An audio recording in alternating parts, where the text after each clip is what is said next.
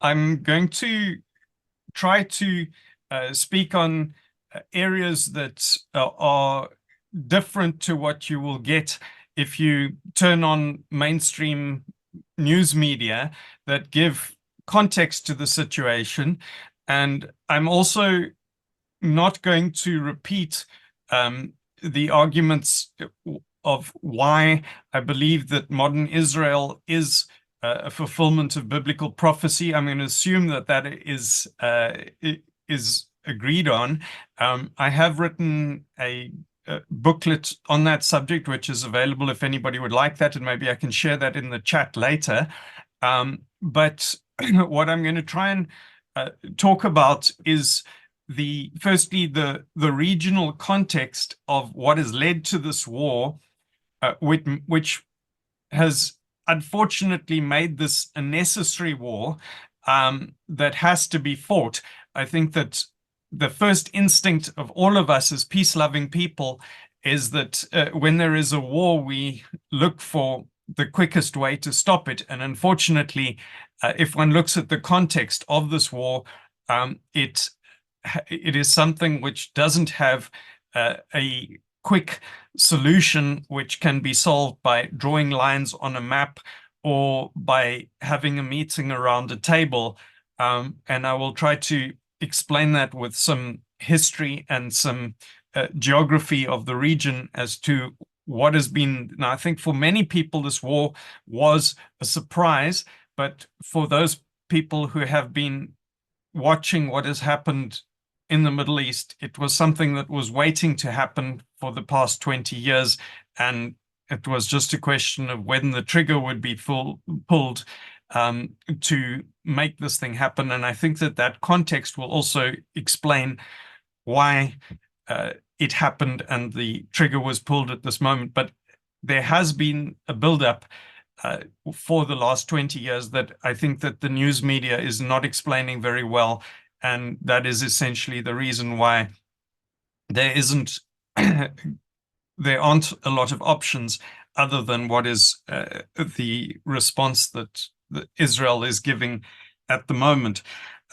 So I will also try to explain the complexity of this conflict as to why it cannot be simply framed as the news media often does, of Israelis versus Palestinians. It is much more, or even Israelis versus Arabs. It is more complicated than that in terms of the reasons behind it.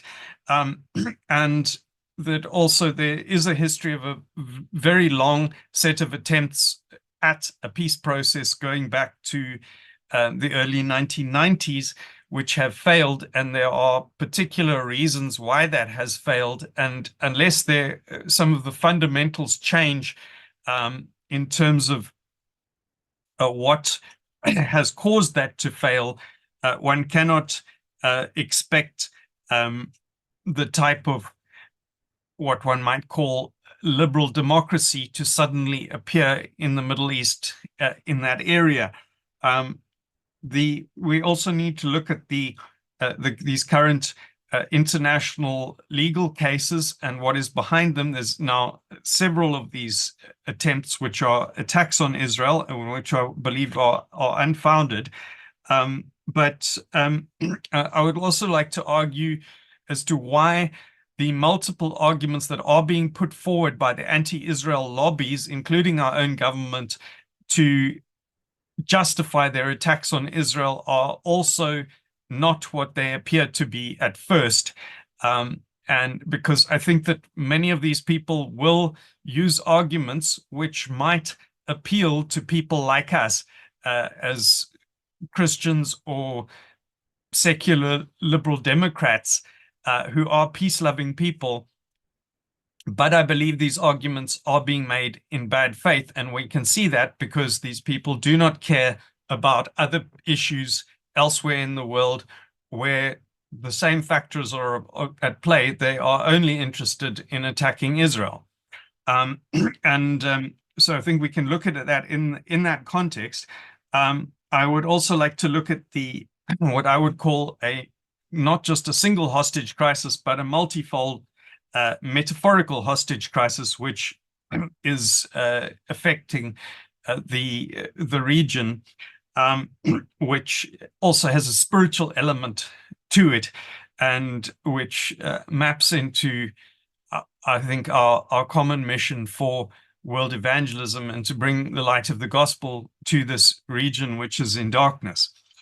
So if I start off and go back to the question of the complexity of the conflict, I think that if all of you remember how the whole country were glued to their screens a little while ago when South Africa was playing World Cup rugby.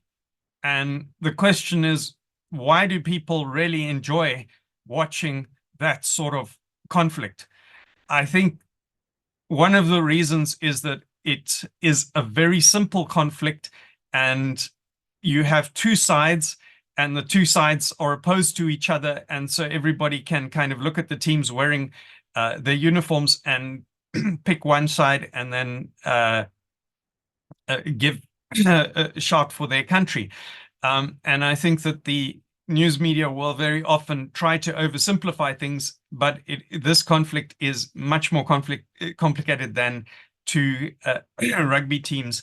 And it is certainly not, as is commonly framed, simply a case of Israelis versus Palestinians. There are many more complexities that I will talk about now. The first is the regional conflict between Iran on the one side, with Shiite Muslim associates, versus Saudi Arabia and the Sunni and Arab nationality Muslims. And that conflict is being played out in multiple countries. It is essentially a new Cold War. Then there is, I think, what many people are aware of, the Palestinian Arab-Israeli conflict. But even that is not as simple as it may seem, because there are, for example, political parties within Israel that are participating within their system and are supportive of have been part of the government of Israel, and are basically looking for things like dealing with jobs, crime, and minority rights, of language rights, and such like. They are not interested in destroying the state of Israel. Then within the groups that are hostile to Israel, there is enormous internal hostility between Fatah, which is the Palestine Liberation Organization, and Hamas. There are also multiple ethnic conflicts within the region, within Syria, within Iran, and within Pakistan, where one has ethnic groups that are really not happy with their own government.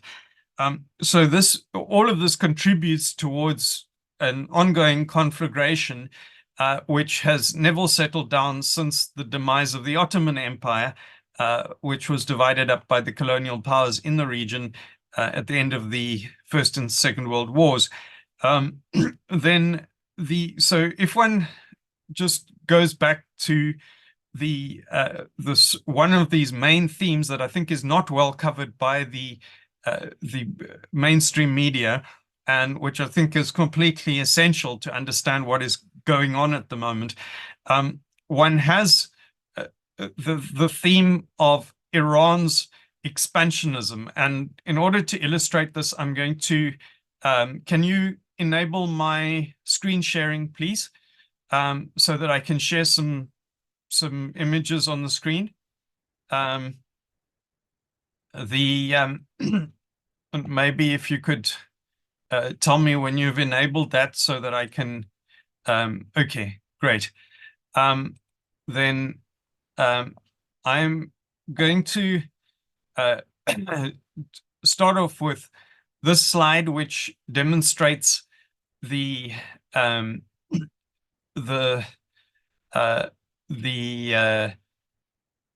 extent of okay. I'm first going to look at just the size of Israel, because I think people forget how small this country is, and this is superimposing the West Bank and Gaza onto the map of the Western Cape.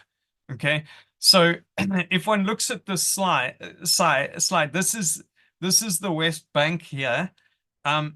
This is the Sea of Israel, and this is Jerusalem over here. Okay, now and this is Gaza down there.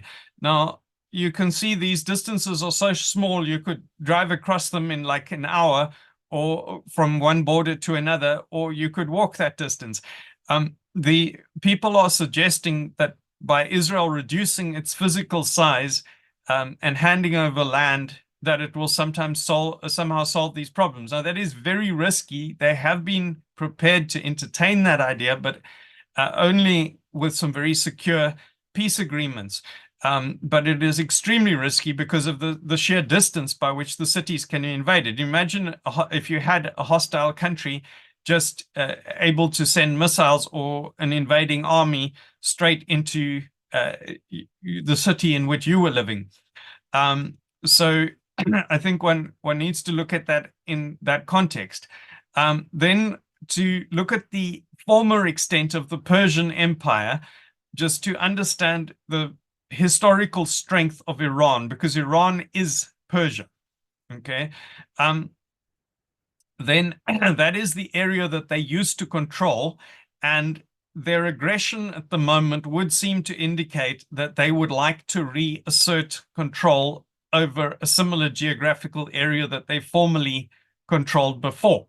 Now, they are doing that because it's not acceptable in this political order to send in armies to just conquer all the neighboring countries. What they are doing is that they are funding terrorist militias in a very long list of countries.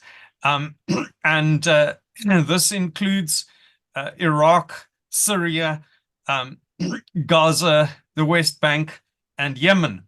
And they have activated most of these terrorist militias that they are funding in order to motivate them to attack and undermine Israel at the moment.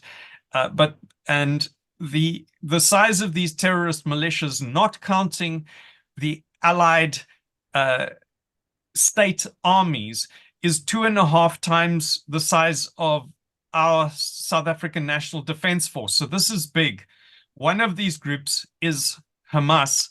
Another one to the north is Hezbollah, and then there are various other Syrian militias which are created for the purposes of asserting Iranian control and, with in their own words, the intent to destroy Israel.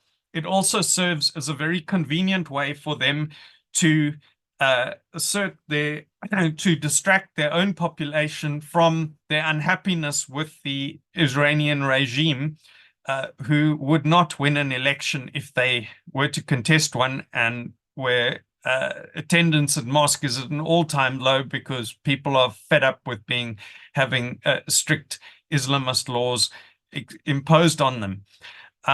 Then we have the very not so subtle message that they have written in their own language, Farsi, "Death to Israel," on their missiles and tested them at a distance which is the same distance to Israel. And they are also very close to developing nuclear warheads. They are refining uranium, and they have almost enough to make such a warhead, which they then could use. Now, we have many other countries that have nuclear capabilities, but those countries are thankfully mostly not crazy enough to use them. Iran, I believe, unfortunately, is crazy enough to use it. But even without using it, they can create a considerable amount of threat, both against Israel and against other countries in the region. So one has some very serious threats, both to Israel and to the other Arab states in the region. And ironically, this has accelerated the other Arab states towards wanting peace with Israel. And that includes United Arab Emirates. It includes Bahrain, who have made peace with Israel. And Saudi Arabia has really been wanting peace with Israel because of the threat of Iran. They want an alliance also so that they can defend themselves. The difficulty is that Iran wanted to stop that peace being made between Saudi Arabia and Israel, and so they basically pulled the trigger just before that peace was about to be announced, in order to create a conflict in the region through sending that that terrorist attack by Hamas. That has also followed many previous terrorist attacks and promises to repeat those terrorist attacks again. That is the overarching motivation. Now, Iran is also affiliated with a group called the Muslim Brotherhood, who is pushing internationally something called the boycott, disinvestment, sanctions campaign against Israel, and that is being promoted in mosques and university campuses all over the world, including South Africa. They also started up a militia called Pagad, People Against Gangsterism and Drugs, in South Africa, which I think had the intent of simply being another one of these groups. They have, I think, in Iraq, almost 60 different groups, which they are sponsoring. So we have to understand Iran is operating a little bit like the Soviet Union in sponsoring rebel groups all over the world. And we also have various jihadist groups in Africa, including Mozambique, that are threatening our peace and stability. So that puts it in quite a different context to the way that this is being promoted internationally as a Palestinian-Israeli conflict. The part of this has been an attempt both to weaken Israeli resolve and support for Israel around the world on the supply of arms through the propaganda campaign, of which the spearhead has been this charge of genocide, which South Africa has supported. Now, that was ironically announced from Qatar by our president, which just happens to be the wealthiest country in the world in terms of money per population. They have masses of spare cash, but they are really afraid of being taken over like Kuwait was. And so they are using their cash to buy influence all over the world through investment and donations, including donations to Hamas. They are also funding, as state media, Al Jazeera.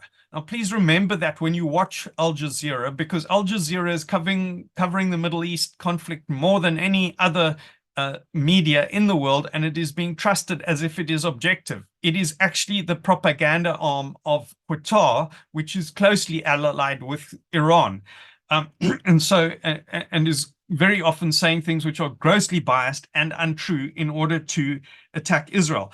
Now, in terms of this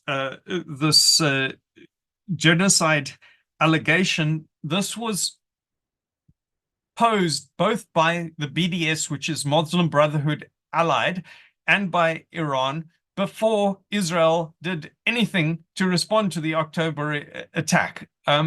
So this was planned beforehand as part of the war. It's just the propaganda arm of the war. I think we can see why it is a flawed allegation. The first is that the definition of genocide is your aim to destroy an ethnic group. And it does not include the killing of civilians as collateral damage to combat in war. Now, we can compare the ratio in Israel, in Gaza, of about 1-to-1 of civilians to army versus the NATO. It had a ratio of about 4-to-1 civilians for each army member that they killed when they had fought in Serbia. So Israel is being more careful than NATO was. They're also not killing any Arabs in the West Bank or or elsewhere. And this doesn't fit the pattern of other genocides, such as the Armenian genocide, the Rwandan genocide, the Nazi genocide. So it is. There's also no evidence of any military order or political intention stationed by the Israeli state to commit any sort of genocide or kill civilians. There's no Israeli paramilitary which is capable of carrying such a thing out, and Israel does not have a history of reckless killing, let alone genocide. It has been very careful and very restrained historically. So this appears to be a very spurious charge. If one looks then at the comparative issues that are happening elsewhere in the world, we have 10 times the number of people who've been killed in the Syrian civil war. We have 4 times the number of people who've been killed in the Yemen civil war, both of which are being sponsored by Iran. And we don't have any concern from the woke left or the South African government about what is happening here. In the Syrian civil war, Palestinian refugees, the descendants of them living in Syria, have been very hard hit and persecuted. Most of their homes have been flattened. Thousands of them have been killed in this war. There's no concern from the South African government. If one looks further afield, one can look at for example, the Chinese Uyghurs. We've got 1 million people in concentration camps from the Chinese government. There's no concern from the rest of the Muslim world. There's no concern from the South African government. They just don't care about that. They are interested in attacking Israel. Then we have other questions of disputes over land elsewhere in the world. We have northern Cyprus, where the Greeks have been dispossessed of land. We've got Western Turkey, where the Greeks were dispossessed of land. We've got Azerbaijan, who has dispossessed Armenians of land just in the last year. No international cry, no concern about that. We've got, going back to Europe, we've got 13 million Germans who were dispossessed of land after the Second World War. No concern about that. We've got India and Pakistan division, Bangladesh, massive dispossession of lands of various ethnic groups. There's no concern internationally about that. And so I question whether this is really about land or whether it is they are just attempting to use reasons to stoke up conflict. Then one also has the irony of the woke groups, that they talk all about women's rights, but suddenly now these hostages who are being systematically and regularly raped by Hamas, the woke women's groups have no concern, and in fact they march with the Muslim Brotherhood groups, who ironically have been declared terrorist groups not only by Western organizations, but by the Islamic Fatwa Council, which is based in representing the Muslims of Iraq and Pakistan. So the issue is that most of these governments in the region they might be strongly Islamist, but they are not in favor of terrorism. Whereas Iran and Syria and their associated militias are promoting terrorism, and South Africa is siding with that.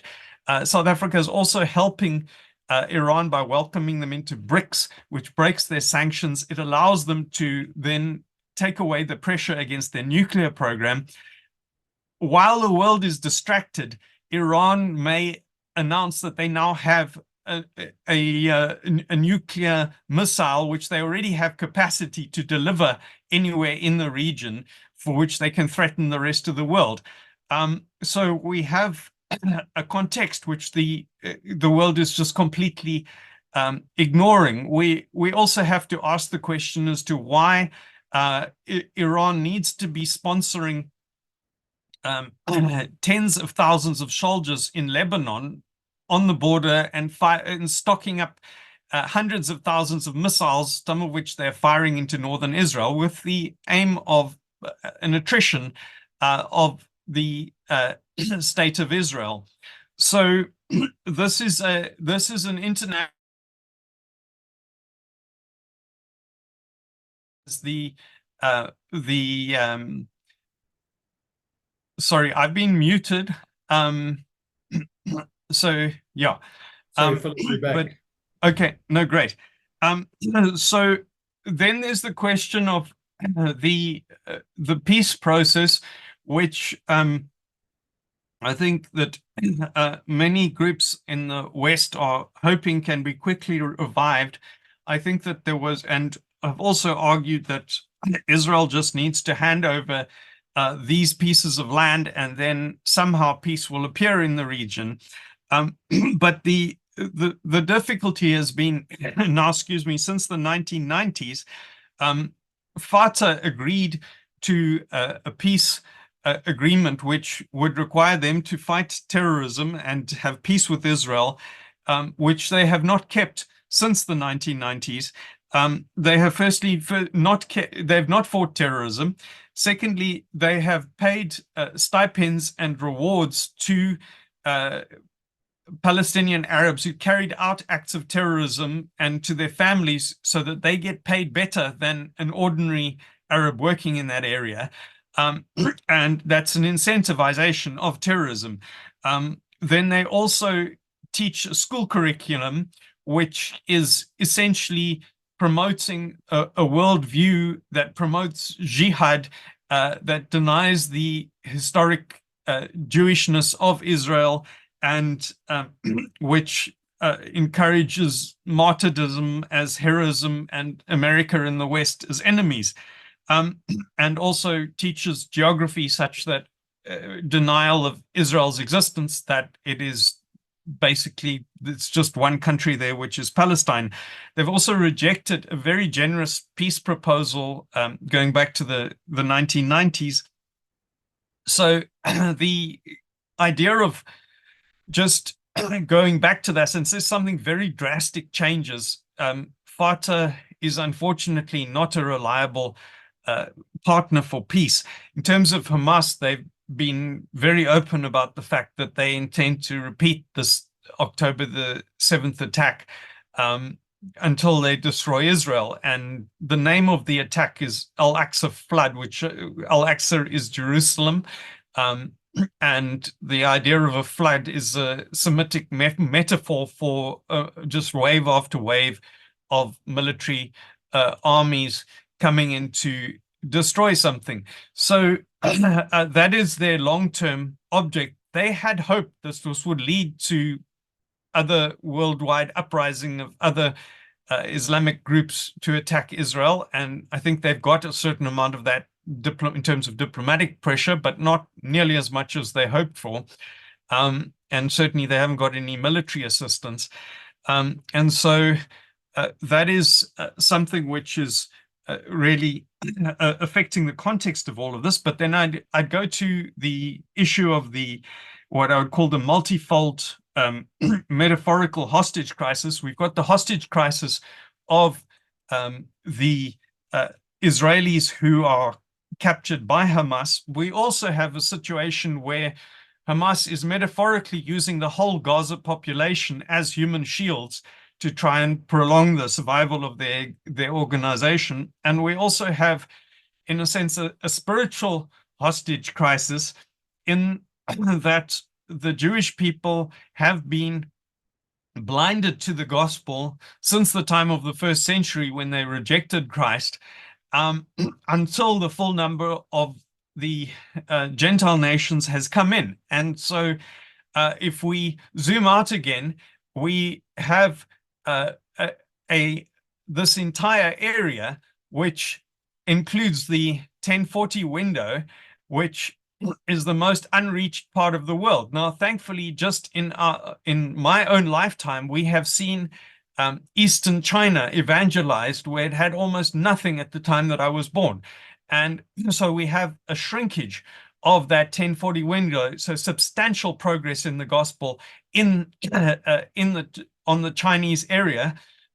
We have opportunities to reach these people further, and that can bring to a change of attitude to the Jewish people. I believe we've already seen a breakthrough during this war in that Jewish leaders, including the President Netanyahu, are regularly acknowledging now Jesus and the people in the New Testament as Israeli Jews as part of their political argument, which is totally unprecedented for 2,000 years of Jewish history. They may not have acknowledged him as Messiah, but that to acknowledge him as Jewish is something that they have refused to do for 2,000 years, and that has changed this year, which is to me rather exciting. But then we also have the spiritual darkness of this entire region, which we need to pray to open up. And we also need to support those who are actually going to tell the good news to those people. And I believe that there is an enormous opportunity for the gospel in Iran, for where people are sick of the regime and are sick of extremist Islam law. And we need to pray into that and support every opportunity, and if the doors open further, to use that. So I will take questions now.